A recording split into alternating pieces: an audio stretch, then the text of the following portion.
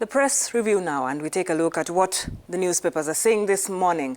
Aujourd'hui Le Maroc newspaper is talking about the South-South cooperation, which is doing well. And what proves this is the March 20 economic seminar in Casablanca, organized by the Embassy of the Republic of Togo in partnership with the Hestim Group and the Moroccan Association of Exporters, ASMEX. The main objective of this meeting was to strengthen the economic cooperation between Togo and Morocco. The Daily says that it thus confirms the new Pan-African vision that King Mohammed VI has for his kingdom.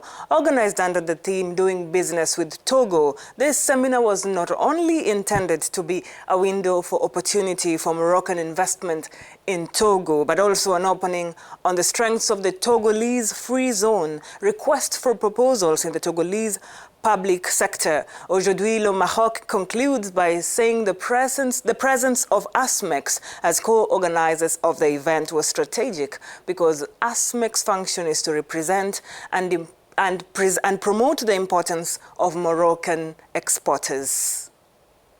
To Mali now, and we look at Our Nation newspaper. It has an article published by a journalist, Yoro So, who seems to be not so convinced about the role of the United Nations mission in the country. According to him, the MINUSMA mission in Mali is only there to destabilize the country. He justifies his arguments based on a secret meeting between officials of the mission and leaders of the former rebellion of 1990 held last week in Bamako. He says this should be considered as yet another plot of the United Nations force against Mali, which is still struggling to assert its authorities throughout its territory, and part of the territory has been confiscated by France.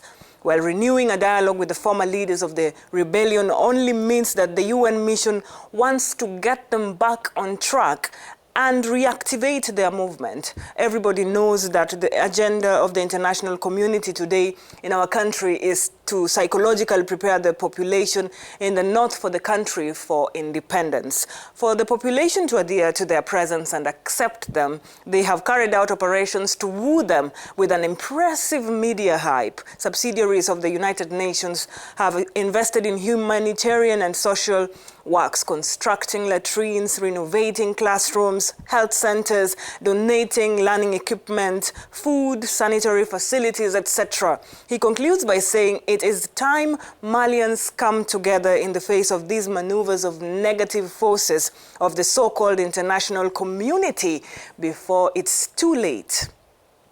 We finish today's press review in Zambia, where the Zambian Eye is reporting on water shortage in the Shellstone area in Lusaka for a week now. The short supply of water have continued in Lusaka despite having ample rainfall this year and enhanced power supply.